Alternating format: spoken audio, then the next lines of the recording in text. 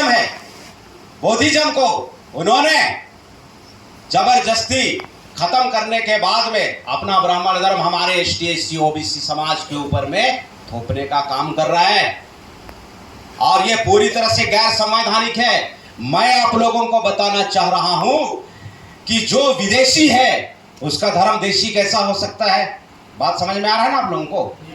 जो पर्सन ही विदेशी है, जिसको यूनाइटेड नेशन ऑर्गेनाइजेशन कहता है कि कोई भी विदेशी किसी दूसरे देश में जाके राजपाट नहीं कर सकता है, तो भारत देश में राजपाट कैसे कर रहा है?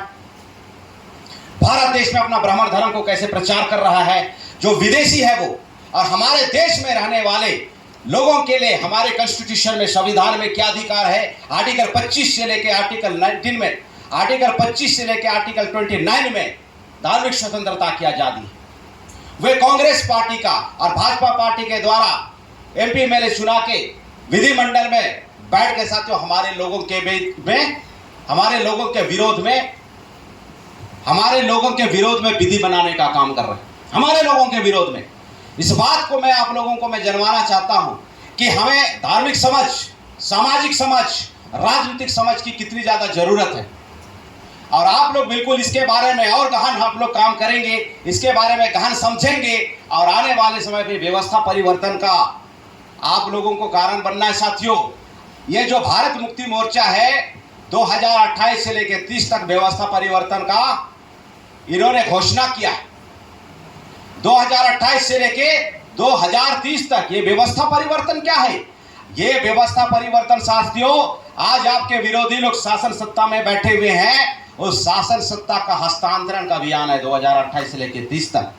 और ये ऐसे नहीं होने वाला है, ये ऐसे नहीं होने वाला है साथियों, ये होने वाला है निरंतर काम करने से।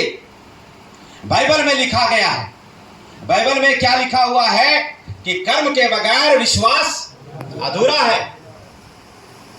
अगर हम विश्वास करते हैं कि प्रभु हमको मदद करेगा और हम कर्म नहीं करेंगे तो हम प्रभु को धोखा दे रहे हैं कि नहीं धोखा दे रहे हैं? हमारा एक्शन कैसा होना चाहिए? अगर वो 12 घंटा काम कर रहा है हमारे समाज के विरोधी, तो हमको 24 घंटा काम करना चाहिए। हमको ऐसा एक्शन करने की जरूरत है। और साथियों, आपके एक्शन के वजह से, आपके कर्म के वजह से ये व्यवस्था बदलेगी। और हिंदी में कहावत है, जुर्म उतना बुरा नहीं होता है जितना बुरा जुर्म सहने वाला होता है। और भजन संहिता का 94 का 20 में लिखा हुआ है कि क्या तेरे और दुष्टों के बीच में संधि हुई है कि कानून बना के वो यहाँ पे उत्पात मचाए, ऐसा कुछ लिखा हुआ है। मैं, हमारे जो पास्टर साहब हैं जयलाल जी, जब मैं बस्तर दौरे में था तो उन्होंने हमें बताया, और मैं उस चीज को बता रहा हूं। इसका मतलब क्या है? आपके बीच में और बीजेपी के बीच में, आपके बीच में और आरएसएस के बीच में कोई संधि हुई है क्या कि वे कानून बना के उत्पात मचाएं? अगर आपका मौन समर्थन रहा तो इसका यह मतलब होता है। और अगर आपको अपनी मंडली को सुरक्षा देना है, अगर आपको लगता है कि हमारी कलीसिया का सुरक्षा हो, समाज का सुरक्षा हो, देश का सुरक्षा हो, पूरे एसटी एससी ओबीसी मूल निवासी समाज का सुरक्षा हो, तो आपको उसके अगेंस्ट में प्रचार प्रसार करना है। और फिर दोबारा से रिमाइंडिंग कराना चाहता हूं, प्रचार प्रसार में आप लोग लाजवाब हैं। मैं जितना लाजवाब हूं उतना ही लाजवाब आप भी हैं।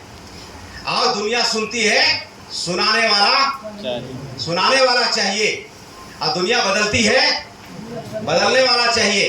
तो साथियों, बहुत सारी बातें, मैं तो सोच रहा 1.5 घंटा मैं ही चलाऊंगा, लेकिन हमारे भरत साहब बोल रहे कि टाइम समाप्त हो गया। और सबकी समय की कदर करते हुए मैं अपने समय के प्रबोधन को मैं समाप्त करता हूं। और आप सभी साथियों का आपने मुझे जो सुना, इसके लिए बहुत बहुत धन्यवाद। जय मूल निवासी, जय मसीह की।